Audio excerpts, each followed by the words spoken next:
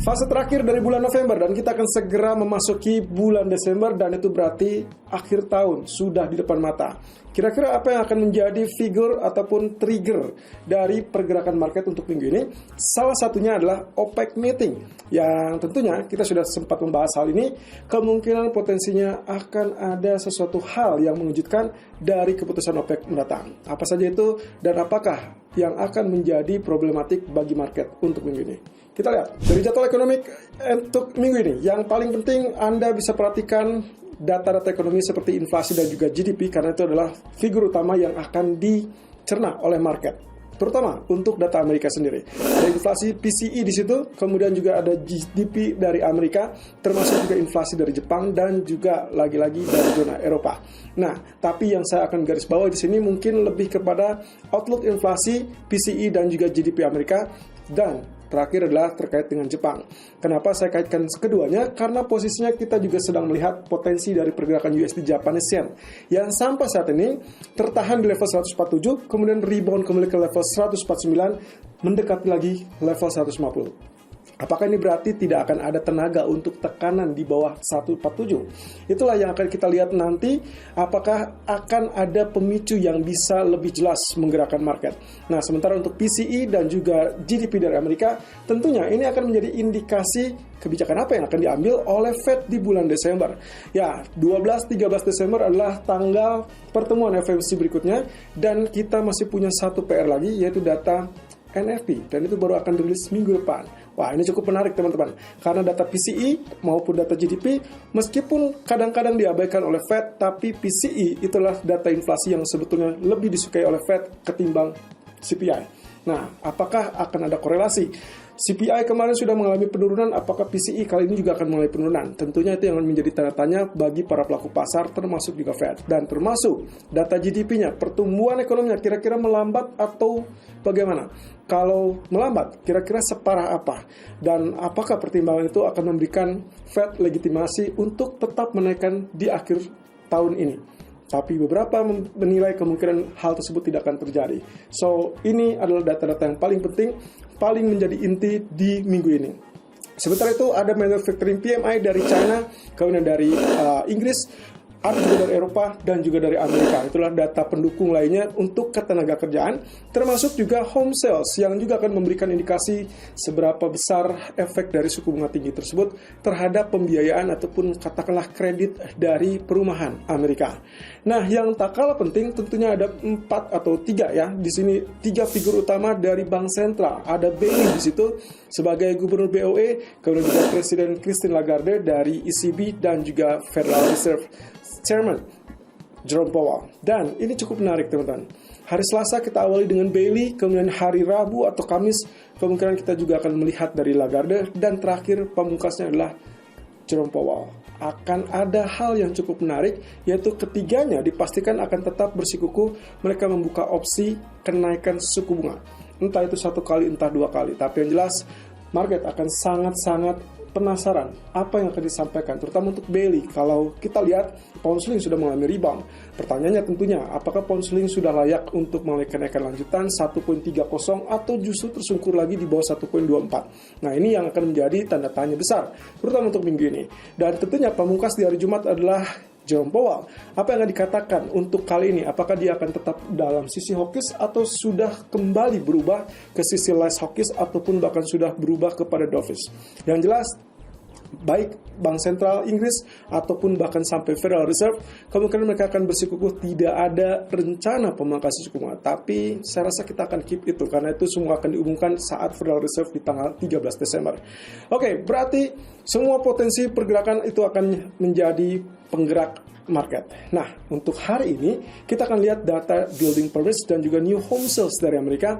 Dan seperti biasa, yang kita butuhkan ataupun Federal Reserve inginkan adalah data yang relatif lebih lemah.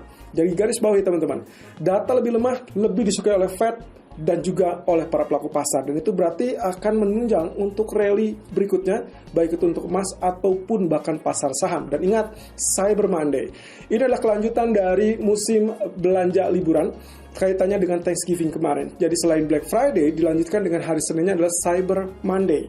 Dan biasanya dampaknya itu katanya bisa jadi 5 hari sebelum Thanksgiving dan 5 hari setelah Thanksgiving. Tapi kita akan lihat apakah tahun ini akan sangat positif apa tidak. Saya belum mendapatkan informasi lebih lanjut terkait dengan apa yang terjadi kemarin. Tingkat belanjanya bagaimana untuk Black Friday kemarin dan termasuk nanti untuk mungkin kita bilang saja untuk nanti malam Cyber Monday. Nah, tapi yang jelas kalau kita merunut kepada apa yang sempat kita bahas kemarin, outlook secara historikal menunjukkan weak dollar atau pelemahan US dollar, dan itulah yang terjadi di hari Jumat. Jadi sebetulnya congratulations untuk Anda yang sudah menyimak lebih detail dari apa yang sempat kita bahas di hari Jumat kemarin. Nah, sekarang kita lihat di sini posisinya adalah apa yang menggerakkan market selain Cyber Monday yang tadi kita sudah sempat sampaikan. Berarti teman-teman harus tetap melihat dari sisi lain bahwa ini adalah suasana Thanksgiving yang masih tetap berasa atau berdampak kepada market. Walaupun dengan garis bawahi teman-teman, ingat kita sudah menjelang akhir bulan dan biasanya akhir bulan itu adalah saatnya dolar akan mengalami penguatan. Tapi kapan ya? Potensinya saya perkirakan mungkin 1 atau 2 hari di hari terakhir bulan November. Dan itu berarti Rabu dan Kamis. Karena di tanggal 1 Desember, hari Jumat, kita akan melihat dari efek awal bulan yang biasanya kontrarian. Dan itu berarti weak dollar kembali. Nah, jadi kalau misalkan pun kita kaitkan dengan Cyber Monday atau bakal efek 5 hari setelah Thanksgiving, kemungkinan efek dari weak dollar ataupun strong dollar di akhir bulan kelihatannya efeknya mungkin tidak akan terlalu berasa. Apalagi hari Rabu dan Kamis kita akan dapatkan data penting GDP dan juga inflasi PCE dari Amerika. Nah, sementara itu, wabah baru terkait dengan penyakit pernapasan yang ada di China kemarin, ternyata kabar bagusnya adalah hal ini bukan dikarenakan oleh varian virus baru, jadi tidak ada sesuatu hal yang harus dikhawatirkan, tapi ya mungkin ini juga harus berjaga-jaga karena ini kaitannya dengan penyakit dari gangguan pernapasan yang diakibatkan oleh flu dan juga patogen lainnya. Artinya meskipun kita bicara tentang kemungkinan yang bisa terlihat dari sini, pernyataan Kementerian Kesehatan ini bisa dibilang dalam 1 atau 2 tahun terakhir cenderung diragukan. Ya, kalaupun misalkan kita bilang ragu, itu punya dampak dari apa yang pernah terjadi pada COVID-19. China selalu menutupi apa yang terjadi di sana dan juga jumlah korban, dan sampai saat ini masih menjadi teka-teki. Jadi kita akan lihat perkembangan lebih lanjut. Itulah sebabnya kenapa Hang Seng mengalami penurunan, bukan karena dia sudah menenangkan, justru market masih ragu apakah betul itu laporan yang bisa dipertanggungjawabkan atau tidak. Nah, terakhir yaitu adalah terkait dengan tingkat stimulus. Stimulus dari PBOC sepertinya dinaikkan, dan ini adalah kabar yang bagus untuk medium term sebetulnya, karena sampai saat ini kita tahu bahwa ekonomi China sedang struggle, sedang berjuang untuk pulih, sedang berjuang untuk bangkit kembali, dan juga tingkat permintaan tentunya untuk memicu permintaan yang lebih tinggi kepada harga minyak. Nah, ini juga yang akan menjadi indikasi teman-teman. Apapun yang dilakukan oleh PBOC itu kaitannya dengan mendukung ekonomi, dan sekarang ini adalah mereka tujukan kepada perusahaan swasta. Saya rasa tujuannya sama dengan apa yang kita lihat dari sektor properti. Jadi ini kaitannya dengan bagaimana cara mereka untuk menopang ekonomi lebih lanjut. Jadi ini cukup menarik, dan saya perkirakan ini harusnya medium term, bukan hanya berdampak 1 hari. Karena kita lihat Hang Seng tetap mengalami penurunan. Jadi saya rasa cukup mencari level support, level bottom, lalu kemudian kita manfaatkan untuk berita fundamental yang relatif medium term. Nah, ini adalah spekulasi terkait dengan apa yang akan dilakukan oleh BOJ berikutnya. Kemarin kita sudah sempat lihat data CPI, sekarang pun atau minggu ini pun kita akan lihat dari core CPI versi BOJ, dan harapannya adalah tetap melihat inflasi yang tetap konsisten naik. Ini cukup berbeda dengan apa yang diinginkan atau yang diharapkan oleh para bank sentral lain, di mana bank sentral lain mengharapkan inflasinya turun atau reda. Justru BOJ memberikan isyarat bahwa mereka baru akan keluar dari suku bunga negatif kalau dengan catatan inflasinya terus-terusan naik atau continue naik, dan juga disertai dengan dukungan kenaikan upah. Dan ini yang menjadi garis bawah teman-teman. Posisinya sampai saat ini kalau kita bicara tentang inflasi yang tertuju di Jepang, sektor bisnis sudah mulai peningkatan, sudah ada progres yang cukup positif, dan itu yang diharapkan mungkin bagi para pelaku pasar, tanda-tanda bahwa itu bisa mendorong atau mendesak BOJ untuk keluar dari suku bunga negatif. Dan kalau waktunya pas, begitu Fed menyatakan berhenti menaikkan suku bunga walaupun dengan menahan suku bunga lebih tinggi, tapi kondisinya itu bisa menjadi alasan supaya BOJ merubah kebijakannya. Dan satu sisi, kalau dia menaikkan suku bunga berarti USD Japanese Yen bisa turun tanpa harus melakukan intervensi mata uang. Garis bawahi, tanpa harus melakukan intervensi mata uang. Itulah yang ditunggu-tunggu selama ini kan. Tapi tidak perlu khawatir kalau memang BOJ merubah kebijakan menjadi ketat. Itu adalah momentum di mana USD Japanese Yen secara medium term bertahap dia akan mengalami penurunan. Itu yang akan kita nantikan.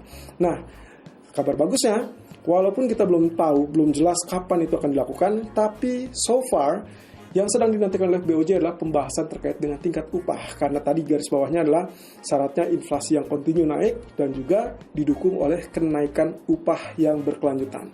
Jadi mungkin nanti kita akan update lebih lanjut jadwal pembicaraan yang dimaksud. Dan inilah yang dinantikan. Minggu ini pertemuan OPEC setelah minggu lalu, tanggal 26 November, ternyata ditunda menjadi tanggal 30 November. Nah, seperti yang kita bahas kemarin, penurunan tingkat harga minyak bukan dikarenakan faktor-faktor yang kita curigai harusnya memberikan dampak kenaikan, ya, tapi justru penundaan itu memberikan dampak penurunan. Kenapa?